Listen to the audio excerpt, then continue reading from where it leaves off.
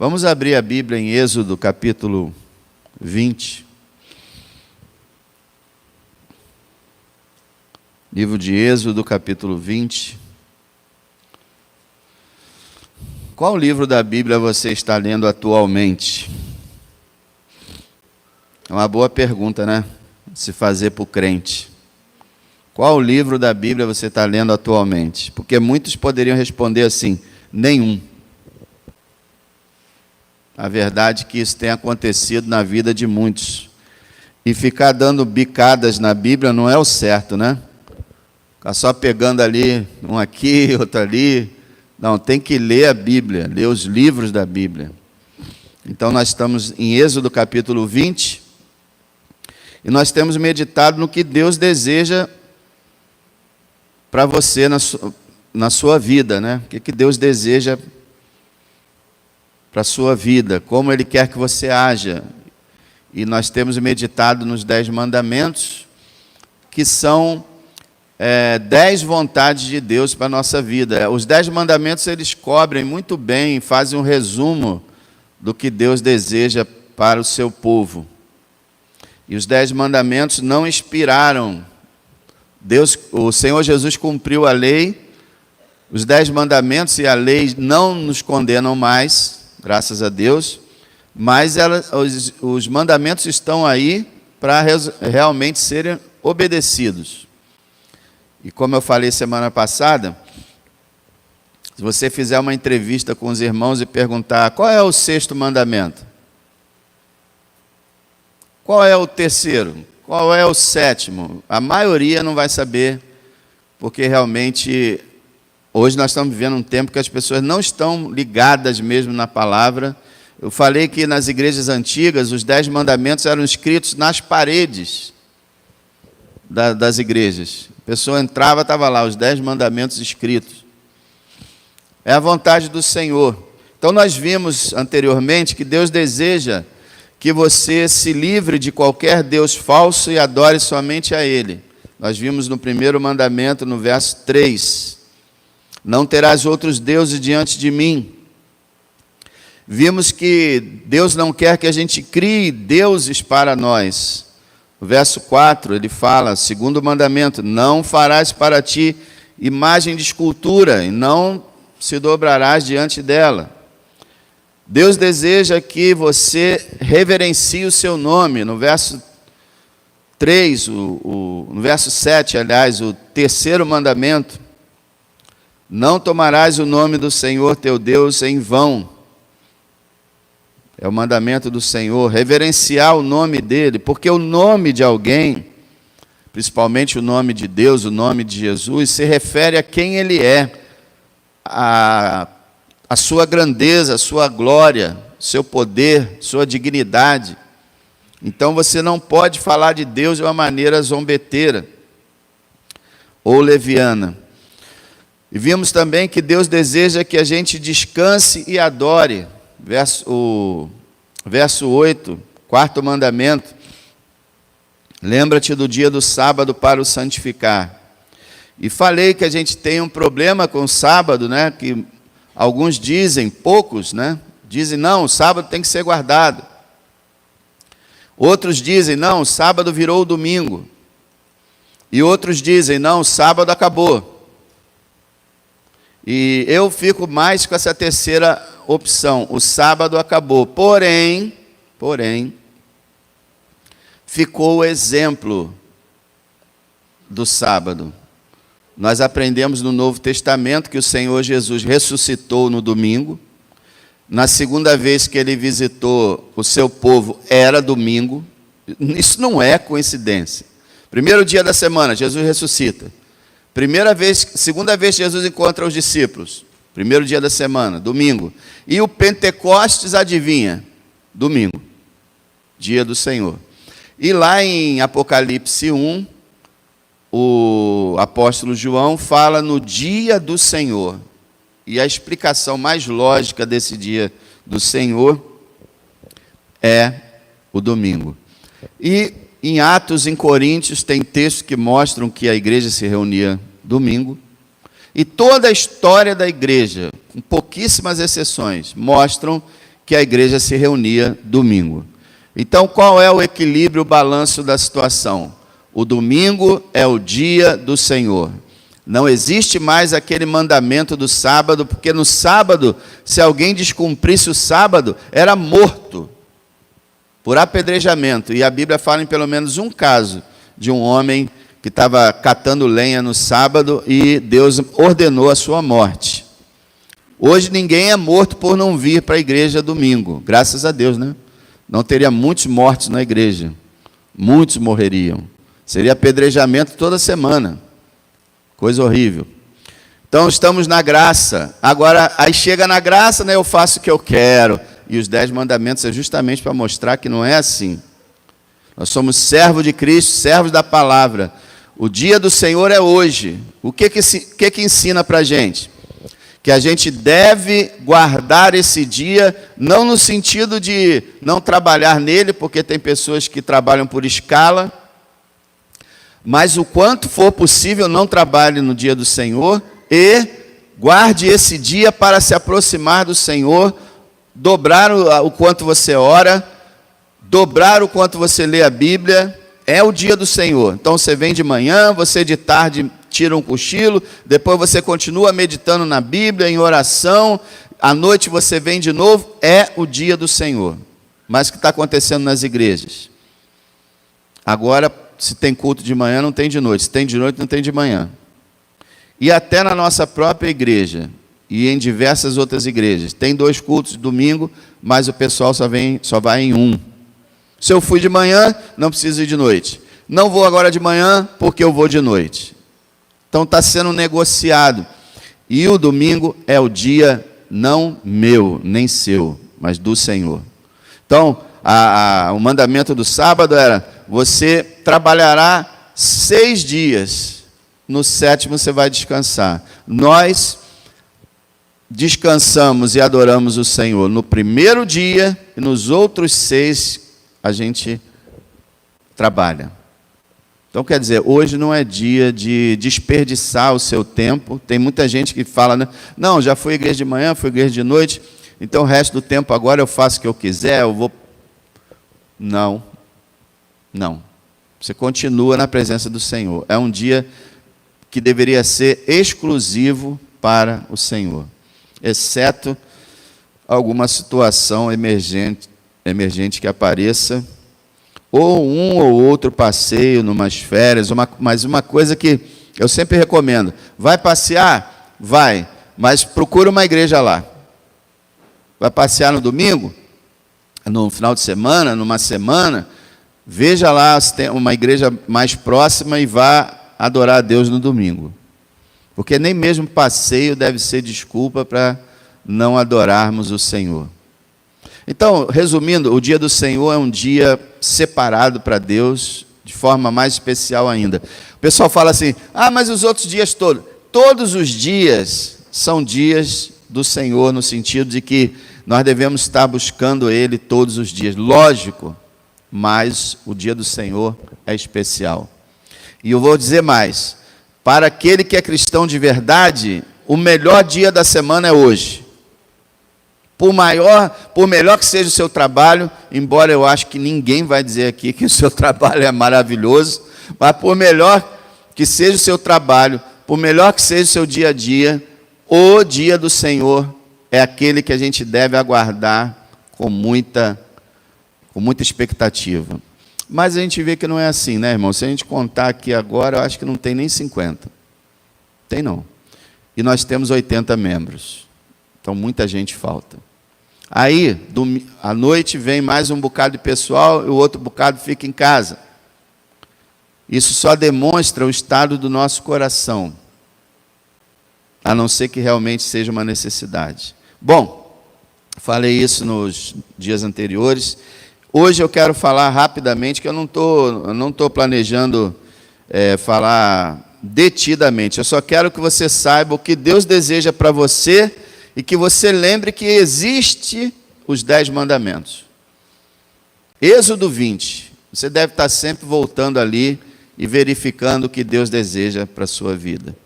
Deus deseja que você, no verso 12, obedeça, respeite e cuide dos seus pais. É o 5º mandamento. Verso 12: honra teu pai e a tua mãe, para que se prolonguem os teus dias na terra que o Senhor teu Deus te dá. Veja bem, honrar aqui significa, quando você é criança, adolescente, você está vivendo sob a educação dos seus pais, obediência. Você honra seus pais com obediência. Vocês que vão ser pais daqui a pouco, né? Tem vários aqui na igreja que vão ser pais em breve. Entenda que você precisa ensinar o seu filho que ele precisa te respeitar e te obedecer. E você deve impor essa autoridade. Essa ideia aí que está por aí do mundo, de que os filhos fazem o que querem, os pais só aconselham, não. Você, como cristão, você tem o dever de realmente educar seus filhos, e seus filhos têm o dever de te respeitar e te obedecer. E isso não só a questão de obedecer e respeitar quando era criança, mas até mesmo como adulto. Eu tenho filhos adultos já até 30 e poucos, né? E eles têm suas vidas. Mas se eu ou minha esposa virmos que alguma coisa não está encaixando bem, nós temos o dever não de ordenar, porque eles já são adultos, mas de aconselhar. E eles devem respeitar o aconselhamento e não dizer, não, a gente já está grande, a gente já sabe o que a gente faz. Então, os pais nunca perdem a responsabilidade pelos seus filhos, nem quando são adultos. E os filhos devem respeitar e procurar obedecer, e aí vem a fase final da vida do ser humano. E os filhos devem cuidar dos seus pais quando houver necessidade. Se eles são pobres demais, se eles são doentes, os filhos, que é interessante o ciclo, né? Os pais cuidam dos filhos, depois os filhos cuidam dos pais. E isso é impressionante. E deve ser assim. E cuidar. Aí você diz, não, meus pais, eles têm dinheiro, têm saúde. Mesmo assim, você tem que conversar com eles, visitá-los, estar com eles. E sempre valorizá-los. A maioria da sociedade despreza os idosos. Isso aí eu admiro os orientais. Os orientais, eles valorizam os idosos. E a Bíblia valoriza o idoso. Tanto que um dos nomes para o líder da igreja é presbítero, que significa ancião. Então a ideia de ter a idade, maturidade, está ligada à liderança. Então, está aí. Que você obedeça, respeite e cuide de seus pais. E aqui não é só...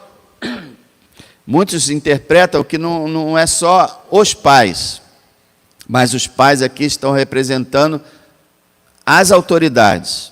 Primeiro que muitos não são criados pelos pais, são criados por tios, por avós, então devem respeitar esses que o criam.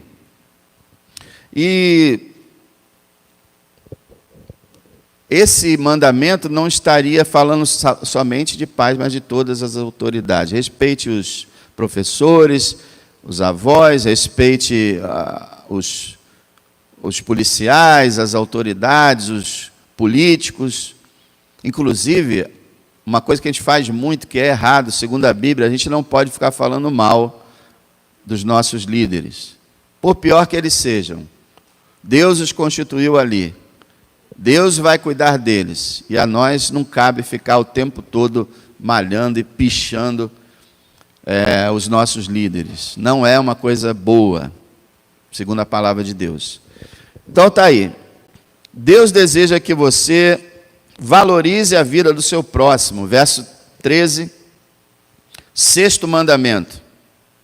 Não matarás. É o mandamento do Senhor. Não matar significa não só não acabar com a vida de uma pessoa, mas a ideia é realmente valorizar a vida humana. Valorizar o ser humano. Ele foi criado à imagem e semelhança de Deus. Eu sempre fico pensando, quando a gente observa aí a nossa redondeza e a sociedade em geral, eu não consigo entender como seres humanos conseguem matar outros seres humanos na maior tranquilidade. Eu não consigo entender isso. Não, como é possível? Se eu viesse a matar alguém, e existem situações que matar é lícito, como, por exemplo, em defesa da sua família, em defesa da sua nação, numa guerra justa, correta. E tem uma outra agora que eu esqueci, mas se você vier em defesa própria, se você vier se eu viesse a matar alguém, eu acho que eu não dormia mais. Sabe, é uma coisa tão séria que se tornou tão banal. E isso entrou na mente de todo mundo, não é só dos assassinos, não. O que você vê na TV? Gente matando a outra toda hora. E a gente adora. A gente até maratona as séries, né? Vai lá e vê tudo. Ah, que coisa maravilhosa, que filme. E todo filme, se você for contar, hoje em dia, tem lá 200, 300 mortos. Como é que pode? E a nossa mente gosta disso. Instinto assassino é o que o ser humano tem. E o Senhor Jesus disse que não é só questão de pegar uma arma e matar, mas é odiar. Quando você odeia alguém, João também escreve na sua carta, você é um homicida. Quando você quer que alguém morra, eu queria que fulano morresse, você está implicitamente querendo matá-lo. E Deus o considera um homicida. Olha a situação. Então, não matarás, respeite a vida humana, façamos tudo para tratar o ser humano bem.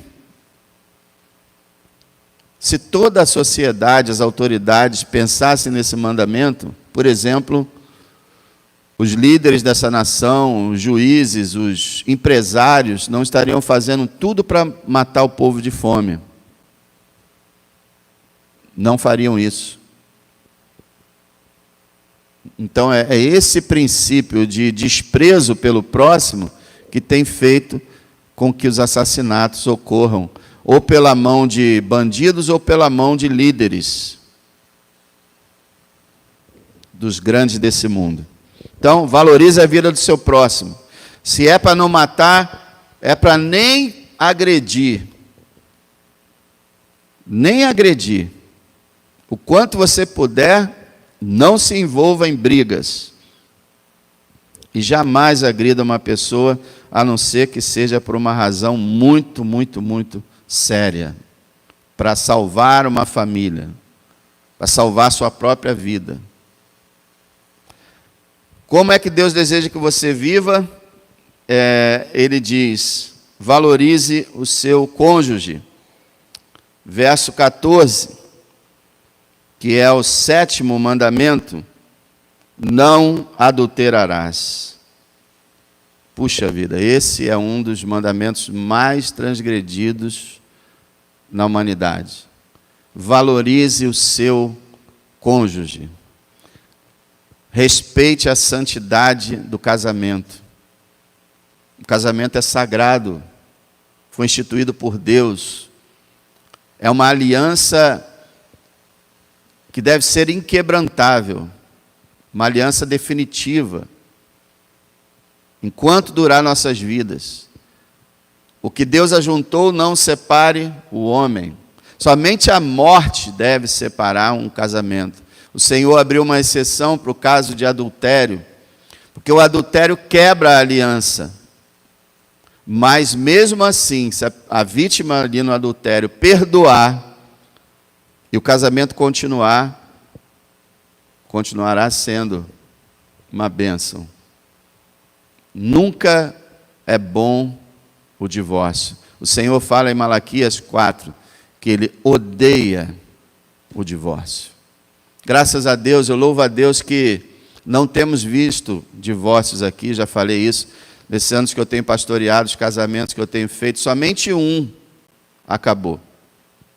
Os outros Alguns tiveram crises, mas conseguiram se reatar, e graças a Deus por isso. E a gente vê que quando a palavra de Deus é ensinada, quando Deus é exaltado, o próprio povo sente que deve continuar junto. Você vê, eu quase não falo de casamento. Eu não me lembro de ficar falando, olha, fiquem juntos, por favor, não se separem. E mesmo assim Deus trabalhou de tal forma que os irmãos continuaram juntos, graças a Deus por isso. E essa questão nova da sociedade que está bagunçando tudo, porque antes dos anos 60, todo mundo respeitava casamento. Era raro alguém se separar. Mas agora está essa bagunça total que entrou dentro das igrejas. Dentro das igrejas existem vários adúlteros. Várias pessoas que largaram um casamento e partiram para outro. Isso é adultério. Vários. Pastores que casam com uma casam com outra e continuam pastoreando. E ninguém se importa. Estamos nessa crise na igreja, que a igreja não se importa mais com o pecado. As pessoas pecam e fica por isso mesmo. Ninguém se importa. Mas Deus se importa. Não adulterarás. E o adultério não é só acabar um casamento, porque acabar um casamento não cria o adultério. O que cria o adultério é você, acabou um casamento, você começa um segundo. Aí está o adultério. E também existe o adultério temporário, que é a pessoa vai lá e sai com alguém que não é o seu cônjuge, cometeu adultério. É passível, sabe de quê? Morte. No Velho Testamento era apedrejamento para o homem e para a mulher que tivessem relação de adultério. Hoje a coisa é pior ainda, porque não há apedrejamentos, mas a pessoa que está em adultério e vive em adultério vai enfrentar a morte eterna. A Bíblia fala que os adúlteros não herdarão o reino de Deus. Pensa nisso. Sempre que eu encontrei casos de pessoas querendo se separar, eu sempre aconselhei, não separe. Não separe. E explicava a situação. Graças a Deus, a maioria atendeu, ouviu e se corrigiu. Porque a questão não é o que eu quero, o que eu acho melhor, o que eu gosto, mas o que Deus quer para a sua vida. Então, ainda que você tenha um casamento difícil, é o casamento que você mesmo escolheu. E é aquele casamento que você deve continuar nele até que seja possível. Quanto depender de você, fique casado. Deus quer que você valorize seu cônjuge. E não é só, o pessoal fica, casamento de aparência. Realmente, casamento de aparência não é bom, mas é melhor do que o adultério. Agora, nós temos que trabalhar para ter um casamento não de aparência, mas um casamento prazeroso, feliz, alegre, porque teríamos que ter, nós somos cristãos. Um casamento cristão é para ser feliz, porque os dois são cristãos. Como é que pode, né? Os dois são cristãos e não vivem felizes, por quê? Alguém ali não é cristão? Ou alguém ali não está vivendo como cristão? Agora, quando o casamento é misto, aí não tem segurança para nada.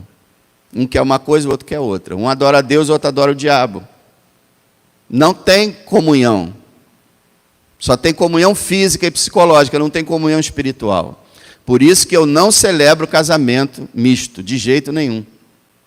Porque a palavra de Deus só reconhece um casamento. O casamento diante de Deus. E o casamento chamado religioso, cristão, é para ser realizado por dois cristãos. Mas hoje, eu fico impressionado. O sacerdote budista, ele só realiza cerimônias de casamento de pessoas que são budistas. A macumba, a mesma coisa, o espiritismo, o catolicismo, todas as religiões, o muçulmano, todas as religiões fazem os seus casamentos religiosos de pessoas que seguem aquela religião. Mas não, os pastores hoje, eles celebram casamento de qualquer pessoa que não tem nenhuma fé, que não respeita nada, Mas eu vou lá casar eles. Mas que casamento religioso é esse, gente? Se as pessoas não servem o Deus, o Deus verdadeiro, não seguem a nossa fé, como é que eu posso celebrar um casamento assim? Não posso. E nunca fiz, e com a graça de Deus nunca farei. Nem que seja a pessoa mais querida, eu não posso negar a palavra do Senhor. Valorize o seu cônjuge, e também Deus deseja que você respeite o que é do seu próximo. Verso 15, 8º mandamento: não furtarás. Outro mandamento também, principalmente no Brasil, quebrado de uma maneira incrível. Irmãos, não é permitido a nós roubar. Nenhuma coisa assim que foi esquecida. Se eu sei de quem é, por exemplo, alguém esqueceu um celular aqui. Esse celular é caro, é bonito, não está aí dando bobeira. Achado não é roubado, quem perdeu foi relaxado. Era a velha frase das crianças há 30 anos atrás. Muito bem, peguei. Roubou. Porque você deveria ter dito: pastor, anuncia aí que alguém perdeu. Mas aí uma outra pessoa vai. Se ela fizer, ela vai pecar. Você não pecou. Aí, tem um celular aqui. De quem é esse celular? Pegar emprestado também, não devolver, é roubo. A não ser que a pessoa te empreste e fale: pode ficar. Aí ela deu. Mas se ela fala assim, por exemplo, você empresta um livro.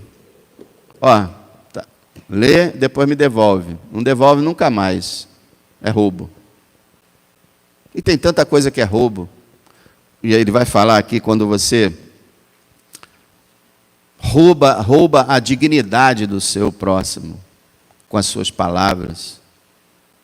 Quando você rouba os direitos dele. Os brasileiros mesmo estão sendo roubados direto, mas eles também roubam os outros, né? O brasileiro é tão falta de ética que, se você esvaziar o Congresso e jogar lá mais 500 e pouco lá, vai ser 500 e pouco aproveitadores. Aí tira de novo, joga mais 500 e pouco, mais 500 e pouco ladrões. Praticamente ninguém. Não, eu vou lá no Congresso e eu vou praticar o que é correto e não vou pegar nada. É raro. O brasileiro reclama do político, mas ele está doido para ser político. E poder ter a facilidade dele e roubar o máximo que ele puder. E é por isso que o nosso país não sai desse estado, porque falta dignidade para a população.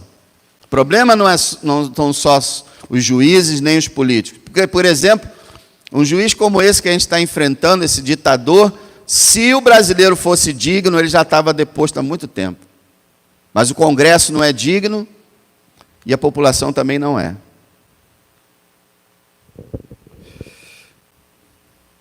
Não furtarás. Tenha respeito pelo que é do teu próximo. Respeite o que é do seu próximo. A lei falava isso. Como Deus quer que você viva, respeite o nome e a honra do seu próximo. Verso 16, 9º mandamento. Não dirás falso testemunho contra o teu próximo. Isso aqui fala da mentira, da calúnia, da fofoca, da maledicência e também do tribunal. Pessoas acusando outras falsamente, pessoas sendo presas. Agora, com esse evento do feminismo, existem presídios lotados de homens, presos por não sei quantos anos, acusados falsamente por mulheres de terem sido molestadas. Isso tem acontecido direto. Botou a mão no ombro, eles já anunciam no jornal: estupro. Gente, a gente sabe o que é estupro, não sabe? Mas agora qualquer toque, qualquer coisa já tem o nome de estupro. Então aquela pessoa que agiu mal, claro, já é chamada de estupradora. E vai para o presídio como um estuprador. Tu já sabe o que acontece com ele, né? Então, irmãos, de mentira nós estamos lotados. Os homens, traidores, adúlteros, trazendo flores para suas mulheres enquanto as traem na rua. Horrível, horrível. Falso testemunho. Irmão, toda vez que você conta uma história que não é verdadeira, você está dando um falso testemunho. Quando você fala uma coisa e exagera, né? Quem conta um ponto, como é que eles falavam? Aumenta, quem conta um conto, aumenta um ponto. Quer dizer, a pessoa sempre, aquele negócio do telefone sem fio, começa com uma mensagem, termina com outra. Por isso que Deus determinou deixar a revelação dele escrita. Porque se fosse oral, já estava tudo diferente.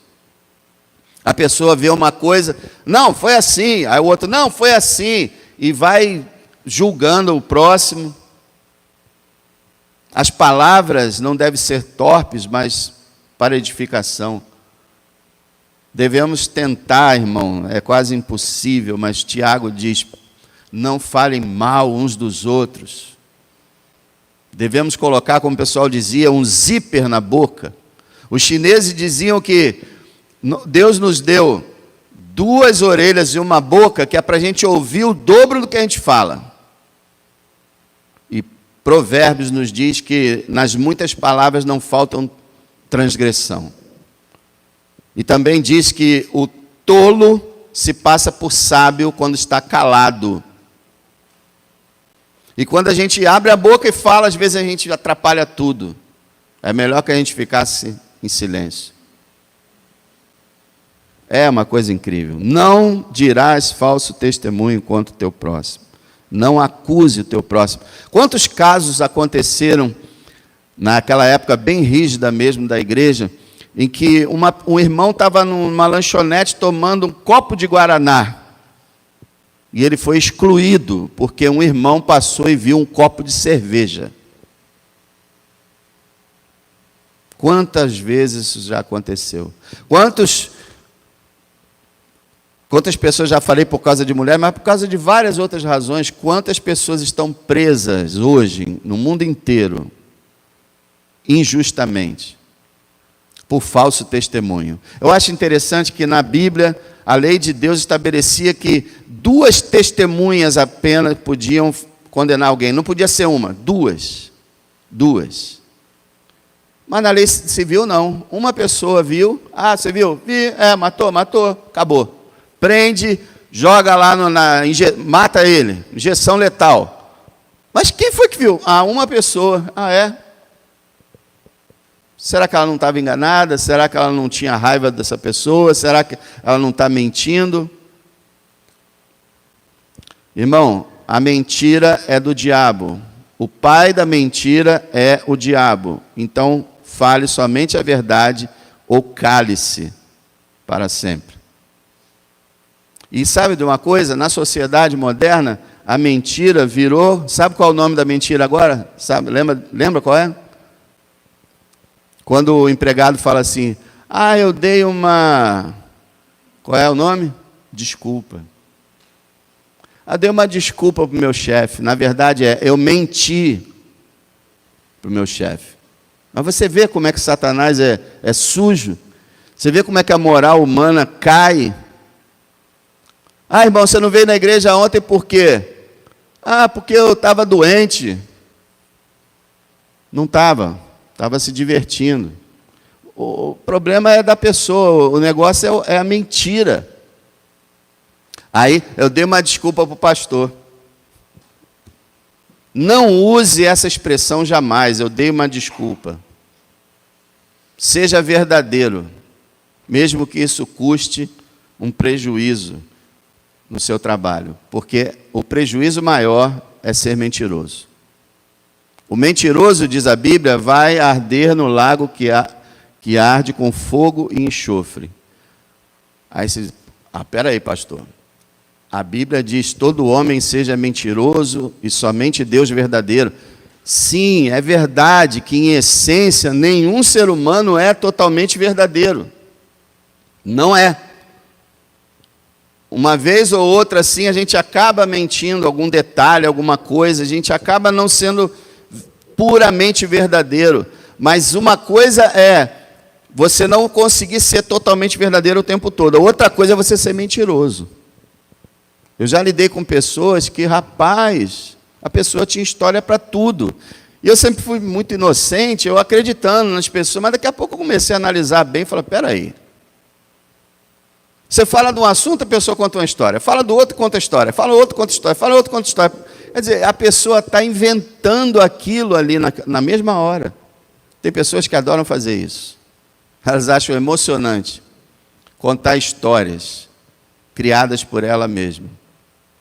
Não darás falso testemunho. Se você não tem o que dizer, não diga. Ah, porque vão falar de mecânica de carro. Ah, isso aí eu sei tudo. Tá bom, agora vamos falar de futebol. Também sei tudo. Política, sei tudo também. Poxa, gente, se você for verdadeiro, você vai dizer, olha, mecânica eu entendo um pouco. Só um pouquinho. Tem muita coisa que eu não sei. Ah, eu também. Para que ficar criando histórias para poder ser aquela pessoa boa, agradável, interessante? É complicado. Não darás falso testemunho. E como Deus quer que você viva, Deus quer que você contente-se com o que você é e com o que você tem. 10º mandamento, verso 17. Não cobiçarás a casa do teu próximo, não cobiçarás a mulher do teu próximo, nem o seu servo, nem sua serva, nem seu boi, nem o seu jumento, nem coisa alguma do seu próximo.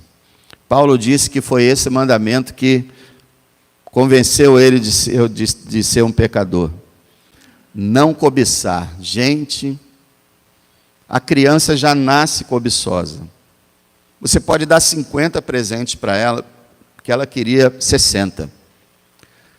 Ela pode estar com 10 brinquedos na mão dela. Se ela vira um brinquedo com uma outra criança, ela vai querer aquele brinquedo que a criança está brincando, a outra. Lembra de Davi? Davi quis pegar a mulher de Urias, ele tendo 10. E o Senhor fala para ele, você tinha 10. Eu lhe dei o reino, eu lhe dei tudo. E você pegou a mulher do seu próximo. A casa do próximo sempre é melhor. O marido do próximo, a esposa do próximo, e vai por aí afora. O carro do próximo, o emprego do próximo, a aparência do próximo. Se você tinha o cabelo encaracolado, se eu queria tanto ter um cabelo liso. Eu tenho um liso, encaracolado. Então, você é loura, eu queria ser morena. E você é baixo, eu queria ser alto. Eu sou muito alto, eu queria ser mais baixo. Descontentamento e inveja marca o coração do ser humano. E a gente tem que lutar contra isso. O Senhor fala, não cobiçarás. Para de viver triste porque tua casa não é tanto quanto você queria. Para de viver triste porque você não tem no banco tudo que você queria. Não viva assim. Não inveje os outros. A cobiça é movida pela inveja. Você olha, quer aquilo e tem inveja da pessoa. E aí que surgem os crimes, as guerras. Todo mal que existe nessa terra é por causa de uma coisa: dinheiro. Por quê? Porque o dinheiro, com ele na mão, você pode fazer o que você quiser. Então as pessoas lutam para ter o que puderem ter. Você viu lá, a Rússia invadiu a Ucrânia, para tomar a Ucrânia, que não era dela, não é dela atualmente, está lá até hoje. E vemos Israel, Irã, e vemos lá na África, os muçulmanos invadiram a África para tomar toda aquela população para o islamismo. E estão massacrando cristãos. Inveja, cobiça. Agradeça a Deus pelo que você é. Deus te fez assim. Por que querer ser diferente? E outra coisa, homens, a Bíblia fala em Provérbios para a gente se saciar com a nossa mulher durante toda a nossa vida. Homens, Parem de olhar mulheres na internet. Você tem que olhar a mulher que o Senhor te deu. Ah, mas não é por isso mesmo. Se você ficar olhando outras mulheres, modelos, seja o que for, você vai começar a fazer comparações na sua mente. E você vai começar a cobiçar a mulher do seu próximo e muitas vezes trair a sua esposa. Para com isso. Liberte-se da pornografia, liberte-se de qualquer filme erótico, qualquer coisa que envolva fornicação, adultério, pula fora. Sai disso. Busca se contentar com o que você tem, com o que Deus te deu, com a sua esposa. E o que Deus tirou também, louve o Senhor também, porque Jó fez isso. Louvado seja Deus, Ele deu, Ele tirou, Ele é o Senhor. Seja você mesmo e procure ser o melhor para o Senhor. Não cobice, não inveje o seu próximo.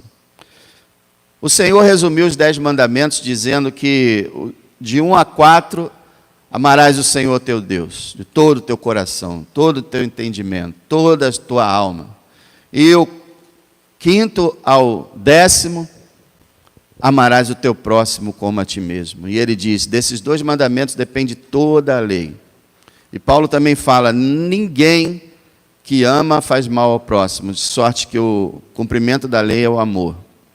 Se você ama, você vai cumprir a lei. Agora, tem gente que pensa assim, ah, beleza, então esquece o Velho Testamento, esquece todas as palavras, as aplicações que Paulo faz nas suas cartas, esquece tudo isso, é só amar. É só amar. E hoje o pessoal está falando de amor, né, e fazendo atrocidades. Não, é o amor. O amor adultera, o amor fornica, o amor faz tudo que é coisa horrorosa, mas é o amor é livre. Não se engane com isso. Não diga assim, ah, eu amo o próximo, eu amo a Deus, acabou, tudo tranquilo. Não. A Bíblia recomenda detalhes. Olha só, como é que você ama o próximo? É assim, não é assim, não é assim. Como é que você ama a Deus? É dessa forma, é. Então, o amor é regrado, o amor é ensinado. Não diga, como muitos estão dizendo, não, eu amo, então esquece a lei, esquece a Bíblia, esquece o mandamento, eu amo todo mundo, então estou cumprindo a lei com o meu amor. Não. Ame aprendendo de Deus o que é amar e o que Ele quer que você faça. Então, irmão, guarda esses 10 mandamentos na sua vida, decore, escreva, numere e diga, essa é a vida que o Senhor quer que eu viva. E seja obediente e seja um servo alegre. Não, mas que mandamentos pesados, horríveis, quantas restrições. Isso quem fala é o mundo. O cristão não. O cristão, ele diz, graças a Deus pelos mandamentos, são todos eles maravilhosos, verdadeiros e justos, preciosos, e eu desejo guardá-los. Se você quiser saber mais sobre esse sentimento, medite no Salmo 119, o Salmo sobre a Bíblia, e veja lá como o servo de Deus amava a lei do Senhor. Medita mais depois, em casa. Medita na palavra do Senhor. Faça o que Ele manda. E desobedeça ao mundo. Esqueça o mundo. O que o mundo quer, o que o mundo faz, o que o mundo vive. Viva debaixo dos mandamentos do Senhor. Porque o Senhor Jesus falou, aquele que me ama, aquele que tem os meus mandamentos e os guarda, esse é o que me ama. Ele falou de mandamentos. Precisamos guardá-los. Isso é amor. Pai, queremos te agradecer pelo seu amor para conosco, que nos fez desejar que nós vivamos como o Senhor, segundo a tua vontade. E o Senhor nos deu instruções.